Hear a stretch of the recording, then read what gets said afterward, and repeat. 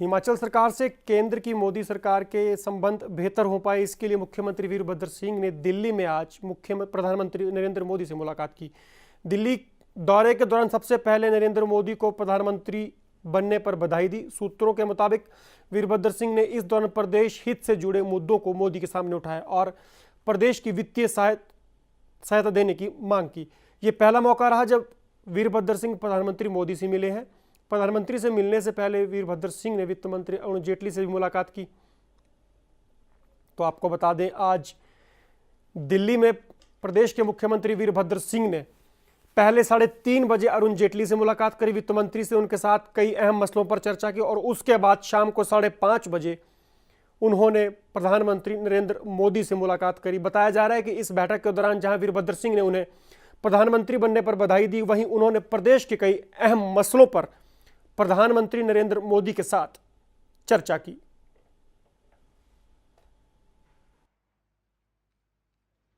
And to congratulate the Honourable Minister on the adoption of this high office of Finance Minister of India and also Defence Minister of India.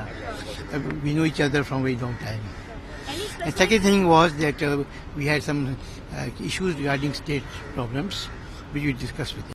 I've asked the Minister to kindly look into the matter. We gave him certain specific requests. I hope he looks into them. वहीं इसके बाद मुख्यमंत्री वीरभद्र सिंह गृह मंत्री राजनाथ सिंह से भी मिले। बताया जा रहा है कि इस दौरान मुख्यमंत्री वीरभद्र सिंह ने राजनाथ से कई अहम मसलों पर चर्चा की। तो आज कुल मिलाकर वीरभद्र सिंह दिल्ली में पहले वित्त मंत्री अरुण जेटली से मिले, उसके बाद उन्होंने प्रधानमंत्री नरेंद्र मोदी से मुलाकात करी और फिर गृह मंत्री राजनाथ सिंह से मुलाकात की और इन बैठकों के दौरान उन्होंने प्रदेश से जुड़ी कई समस्याओं पर उनके साथ गहनता से चर्चा की। राजनाथ जी कई वर्षों से जानते हैं, घर से कॉल के बाकी गृह मंत्रालय से संबंधित हमारी कुछ मसले थे रूटीन की प्रशासनिक, जिनके बारे में हमने चर्चा की। वीरभद्र की इन मुलाकातों पर बात करते हैं दिल्ली में मौजूद संवाददाता राहुल शर्मा से। राहुल, वीरभद्र की मुलाकातों का एजेंडा क्या रहा, जरा विस्तार से बताएं। दीपक जी, अगर बात की जाए जो आज मुलाकातें हुई हैं, गृह मंत्री से हुई है, प्रधानमंत्री से हुई है, वित्त मंत्री से हुई है, तो एक कटसी कॉल के तौर पर हिमाचल के मुख्यमंत्री दिल्ली आते हैं। उन्होंने मिलने का समय मांगा था प्रधानमंत्री और बाकी अन्य मंत्रियों से, सबने उन्हें समय दिया। पहले तो उन्होंने बधाई देना चाहते थे क्योंकि रिजल्ट आने के बाद पहली बार ऐसी ऑफिशियल मुलाकात हो रही है जब एक मुख्यमंत्री के तौर पर वो प्रधानमंत्री और अन्य मंत्रियों से मिलने जा रहे हैं। कहीं ना कहीं वो सेंटर और स्टेट के रिश्ते को मजबूत करना चाहते थे क्योंकि वो जानते हैं कि इस समय बीजेपी की फुल फ्लैश मेजोरिटी में गवर्नमेंट आई है, तो अगर सेंटर से अच्छे रिश्ते होंगे तो स्टेट को ज्यादा फंड मिलेगा, अच्छी तरह स्टेट चल पाएगा। हिमाचल एक ऐसा राज्य है जब पहाड़ी राज्य है, इतना ज्यादा फंड अपने आप मैनेज नहीं कर पाता, तो सेंटर की बहुत ज्यादा जरूरत पड़ेगी। इससे पहले यूपीए 1 था, यूपीए 2 था, तो अगर सरकार कांग्रेस की थी तो राज्य में भी कांग्रेस की सरकार थी तो आसानी से काम हो जाया करता था। लेकिन अब बेहतर तालमेल के लिए अब उन्हें अच्छे रिश्ते बनाने पड़ेंगे केंद्र के नेताओं से, बीजेपी के नेताओं से। इसी के लिए आज वो दिल्ली आए थे, मुलाकात करी उन्होंने प्रधानमंत्री से, राजनाथ सिंह गृह मंत्री से, वित्त मंत्री अरुण जेटली से, ताकि रिश्ते सुगम हो सके और अच्छी मदद मिल सके। लेकिन एक औपचारिकता के तौर पर उन्होंने ये कहा कि मैं कटसी कॉल के तौर पर आया था बधाई देने के लिए।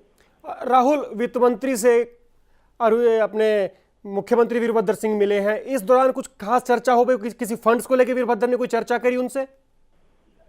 देखिए, जो सूत्र हमें बताते हैं, कहीं ना कहीं वीरभद्र सिंह ने मांग रखी है कि हिमाचल को एक अच्छा पैकेज मिले, क्योंकि जब अटल बिहारी वाजपेयी की गवर्नमेंट थी तो उस समय एक औद्योगिक पैकेज मिला करता था हिमाचल गवर्नमेंट को। जब कांग्रेस आई तो बदल दिया गया, वो बंद कर दिया गया, नहीं मिलता था, तो दोबारा से उसी तरह का पैकेज की मांग रखी थी कि पिछले साल जो भीषण आपदा आई थी हिमाचल के अंदर, उसमें भी काफी प्रभावित हुआ था हिमाचल प्रदेश। तो कहीं ना कहीं एक पैकेज की मांग रखेंगे। और हमें देखा कुछ दिन पहले ही डिफेमेशन का केस इन्होंने अरुण जेटली से ऊपर से वापस लिया है, यानी कि वो जानते हैं कि अब मुझे किस तरह से सेंटर और राज्य के बीच में तालमेल बिठाना होगा, केंद्र से अच्छे रिश्ते बनाने होंगे, तभी स्टेट चलाने में अहम भूमिका हो पाएगी। इतनी फंडिंग नहीं मिल पाती है स्टेट को अपने जो भीतरी अपने जितने भी वो सारी चीजें होती है, कहीं ना कहीं सेंटर की मदद जरूर चाहिए होती है। इसीलिए वो एक तरीके से सबसे मिल रहे हैं बारी बारी। सबसे पहले वित्त मंत्री से मिले, फिर प्रधानमंत्री से मिले, बाद में गृह मंत्री से मिले। तो कहीं ना कहीं वो जानते हैं कि राज्य को केंद्र की मदद बहुत जरूरी है, इसलिए सारी मुलाकातों का दौर चल रहा है। राहुल, बहुत संक्षेप में जानना चाहेंगे आपसे, राजनाथ सिंह से किन विषयों पर चर्चा हुई वीरभद्र सिंह की, कुछ आपको जानकारी मिल पाई है?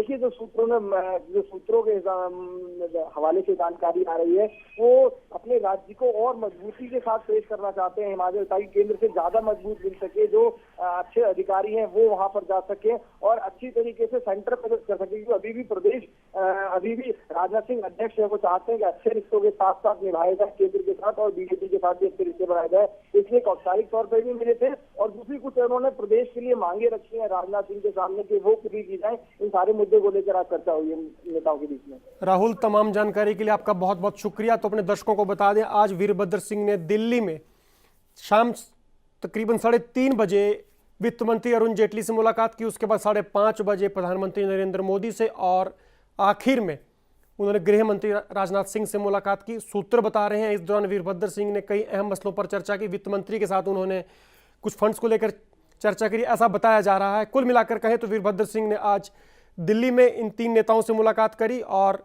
यह प्रयास वीरभद्र सिंह की ओर से कि केंद्र और राज्य के बीच में संबंध बेहतर हो सकें।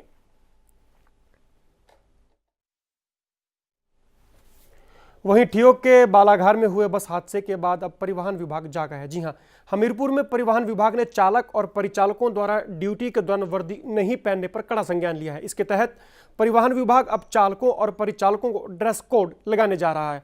परिवहन विभाग ने ड्रेस न पहनने वाले चालकों का लाइसेंस पंच तक करने की योजना बनाई है। बीती 26 मई को शिमला के बलगार में हुए बस हादसे के बाद अब प्रशासन पूरी तरह से सख्ती के मूड में दिख रहा है। हमीरपुर जिला भर में निजी बस ऑपरेटरों के चालक और परिचालकों के द्वारा ड्यूटी के दौरान वर्दी न पहनने पर परिवहन विभाग ने कड़ा संज्ञान लिया है, और अब परिवहन विभाग ने भी एक योजना बनाकर इन चालकों पर शिकंजा कसने की तैयारी कर ली है। इसके लिए परिवहन विभाग बाकायदा निजी बस ऑपरेटरों को ड्रेस कोड लगाने जा रहा है, और अगर बस ऑपरेटर इस बात को नहीं मानते तब विभाग द्वारा निरीक्षण किए जाने पर पकड़े जाने की सूरत में चालान के साथ साथ जुर्माना भी अदा करना पड़ेगा। साथ ही बार बार वर्दी न पहनने की गलती करने पर चालक और परिचालक का लाइसेंस भी पंच किया जाएगा। इसमें हमारा विभाग एक विशेष अभियान चलाएगा, जिसमें ये इंश्योर किया जाएगा, सुनिश्चित किया जाएगा कि जितने भी ये प्राइवेट बस ऑपरेटर्स हैं वो वर्दी पहन के गाड़ी चलाएं, और वर्दी के साथ साथ बैचेस भी होने चाहिए ड्राइवर के पास भी और कंडक्टर के साथ भी। तो ये अगले 10 दिन तक इनको शिक्षित किया जाएगा, और जो कोई भी प्राइवेट बस का ड्राइवर या कंडक्टर इसकी अवहेलना करता पाया जाएगा, उसे जुर्माना भी किया जाएगा। निजी बस ऑपरेटरों के द्वारा वर्दी नहीं पहनने पर परिवहन विभाग द्वारा मुहिम चलाकर चालक और परिचालकों को सबक तो सिखाया जाएगा, लेकिन सवाल ये है कि आखिर प्रदेश में बड़े बड़े हादसे होने के बाद प्रशासन की नींद क्यों खुलती है। हमीरपुर से अरविंद सिंह के साथ Manoj Rathi, day and night news. Solan के जिला अस्पताल में इन दिनों टॉर्च की रोशनी में ऑपरेशन हो रहे हैं। जी हां, दरअसल सोलन के क्षेत्रीय अस्पताल में एक बड़ा ऑपरेशन करते समय अचानक बिजली गुल हो गई, जिससे डॉक्टरों के हाथ पांव फूल गए। जनरेटर में तकनीकी खराबी थी, जिससे लाखों रुपए से खरीदा गया जनरेटर भी ऐन मौके पर काम नहीं आया। ऐसे में सारा ऑपरेशन टॉर्च की रोशनी में अंजाम दिया गया, और बाकी मरीजों जिनका ऑपरेशन होना था, बिजली ना होने की वजह से उनका ऑपरेशन करने से मना कर दिया गया। मरीजों के परिजनों का आरोप है कि जिला का अस्पताल होने के बावजूद भी अव्यवस्थाओं का यहाँ पर आलम है।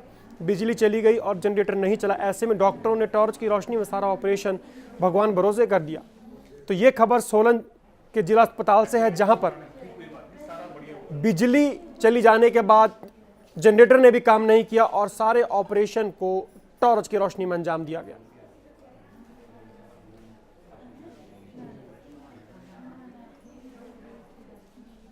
जैसी ये सूचना मिली कि आज हमारे जो हॉस्पिटल में जो जनरेटर लगा हुआ है, उसमें जो ब्लॉक नंबर डी में है, जिसमें कि हमारा ऑपरेशन थिएटर स्थित है, उसमें एक ऑपरेशन भी चला हुआ था, उसमें बीच में लाइट गई, और इस जो ये इलेक्ट्रिसिटी नॉर्मल हमारी जाती है, इसके बारे में हमें उसमें खास कोई सूचना नहीं थी। तो वो सडनली जो है वो इलेक्ट्रिसिटी चली गई। उसके बाद जो हमारा जनरेटर है, उसमें जो हमने मैनुअली इसको किया हुआ है, उसको स्टार्ट करने की कोशिश की, वो नहीं आया, नहीं वो होगा।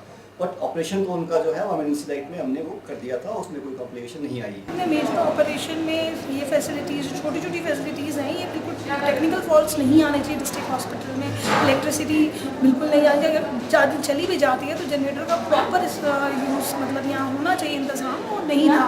और पता नहीं अब डॉक्टर्स ने कैसे मैनेज किया, आई थिंक टॉर्च की रोशनी में उन्होंने मैनेज किया, क्योंकि मेरी मदर बता रही थी अंदर उनको थोड़ा सा होश आ गया था, उसमें टॉर्च की रोशनी डॉक्टर ने बड़े ढंग से सब कुछ ऑपरेट किया।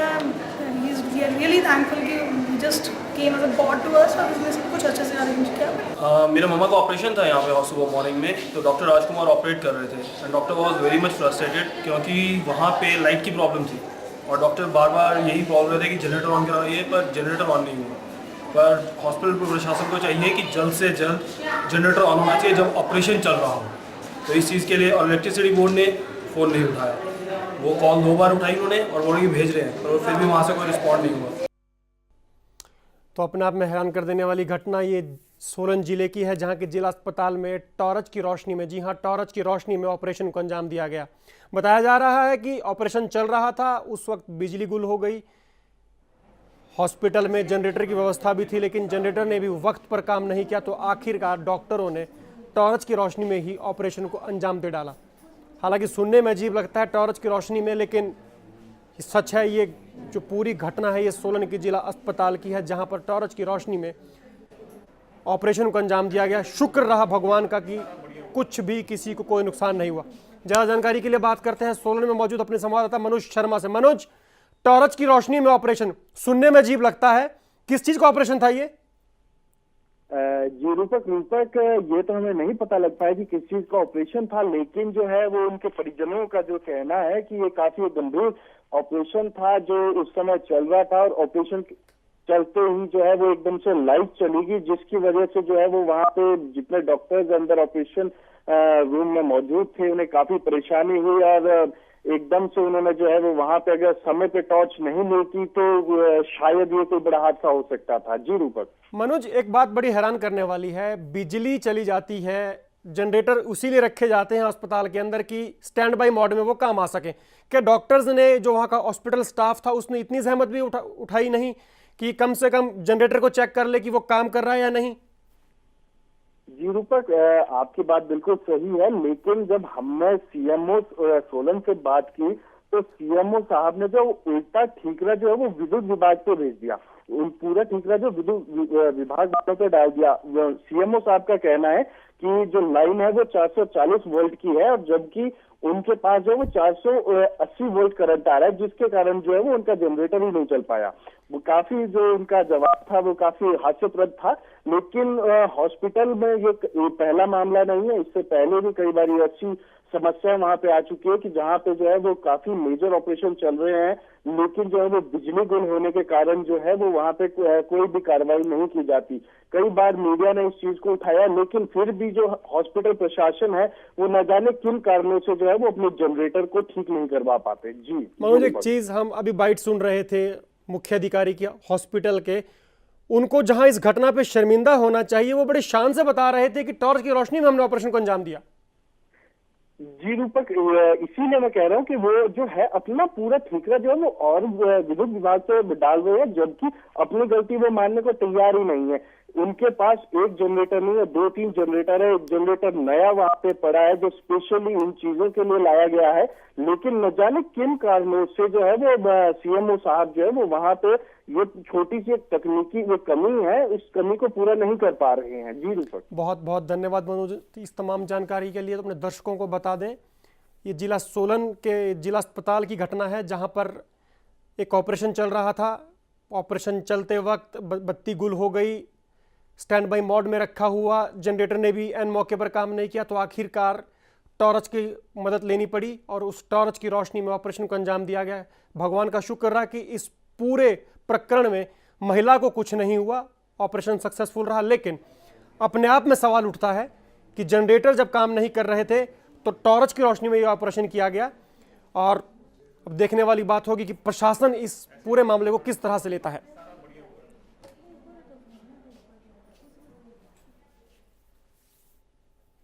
उधर औद्योगिक क्षेत्र नालागढ़ से 15 किलोमीटर दूर जोड़ियां गांव में एक पिता अपने बेटे के इलाज के लिए दिन भर दौड़ता रहा, पर किसी ने उसकी एक नहीं सुनी।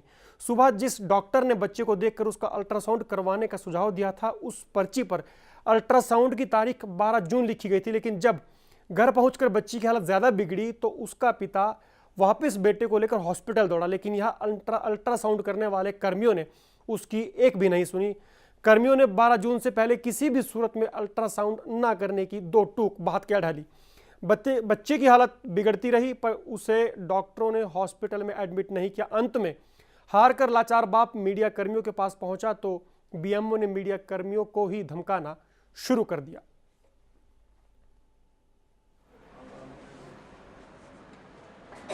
डॉक्टर ने किसी ने भी हमारे को बोला नहीं कि दाखिल, हमने बोला कि देख लो, वो उन्होंने इंजेक्शन लिख दिया 3:45 बजे इनके पास से उधर जाकर, बोलते इंजेक्शन लगा लो दर्द हट जाएगी। आपको लग रहा है कि सुनवाई नहीं हुई आपकी उसमें? हाँ जी हाँ जी हाँ जी। कार्रवाई की मांग करते हैं?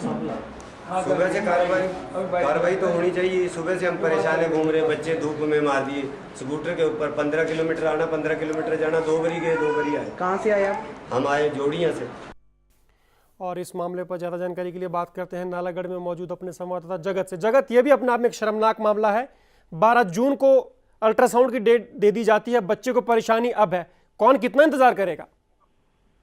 जी बताना चाहता हूँ, रुक आज सुबह ही 9 बजे गुरमेल सिंह अपने लड़के के इलाज के लिए नालागढ़ अस्पताल लेकर आया था, लेकिन पूरा दिन उसको परेशान किया गया डॉक्टरों की तरफ से, अनदेखी की गई उसके बच्चे के साथ, बड़ा परेशान हो गया। उसके बाद एक डॉक्टर को उसने दिखाया, उसने दवाई देकर उसको भेज दिया और 12 तारीख की डेट डाल दी अल्ट्रासाउंड की। बच्चा इतना ज्यादा बीमार था, उसकी जो तबीयत थी बहुत ज्यादा बिगड़ती नजर आई, जो घर पहुंचकर फिर दोबारा हॉस्पिटल आया। 15 किलोमीटर दूर पड़ता है नालागढ़ से, किसी गांव में जाकर वापस आया। फिर डॉक्टर ने काफी लापरवाही देखी गई है इस पूरे मामले में। जगत आपकी मेडिकल ऑफिसर से बात हुई? जगत, आप सुन पा रहे हैं मुझे? जगत, आपकी मेडिकल ऑफिसर से इस बारे में बात हुई, उनका क्या कहना था? जी, अगर बीएमओ नालागढ़ की बात की जाए तो उनसे हमने जब इस पूरे मामले में बात करनी चाहिए तो पहले तो उन्होंने कैमरा ही बंद कर दी, कैमरे के आगे खुद खड़े हो गए और फिर हमें ही धमकाना उसने शुरू कर दिया कि मेरी तो वाइफ जर्नलिस्ट है और मैं भी खुद ये काम करता हूँ। मतलब पूरा उसने हमें धमकाया। उसके बाद कहीं जाकर उस बच्चे को इन्होंने मतलब दाखिल किया हॉस्पिटल में। उसके बाद हमारे जाने के बाद फिर जाके उसका ट्रीटमेंट शुरू किया। बहुत बहुत धन्यवाद तमाम जानकारी के लिए जगत। आपका तो ये घटना नालागढ़ की, जहां पर बच्चे की को तकलीफ थी, अल्ट्रासाउंड की तारीख 12 दे दी गई, लेकिन जब बच्चे की तकलीफ कम नहीं हुई तो लाचार पिता उसे दोबारा लेकर आया, लेकिन हॉस्पिटल में उसकी एक भी नहीं सुनी गई। उल्टे बीएमओ ने भी मीडिया के साथ बदतमीजी करी जब मीडिया ने इस मामले को उठाने की कोशिश करी, लेकिन आखिर में डॉक्टर मीडिया के दबाव के बाद इलाज करने को राजी हो गए।